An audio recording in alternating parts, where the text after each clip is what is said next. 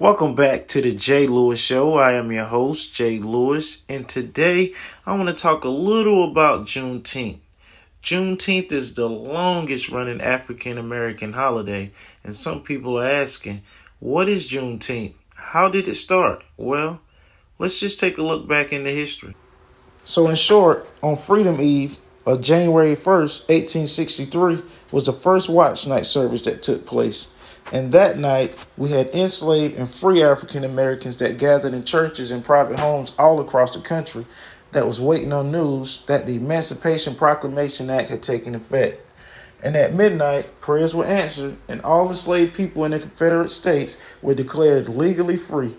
Union soldiers, many of them that was black, marched on the plantation and across the cities in the South reading small copies of the Emancipation Proclamation, spreading the news of freedom in the Confederate States.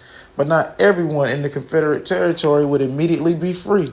See, even though the Emancipation Proclamation was made effective in 1863, it could not be implemented in places still under federal control.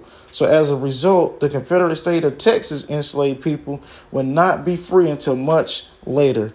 2.5 years later, to be exact, when finally, on June 19, 1865, when some 2,000 troops marched in Galveston Bay, Texas, the Army announced that more than 250,000 enslaved black people in the state were freed by executive decree.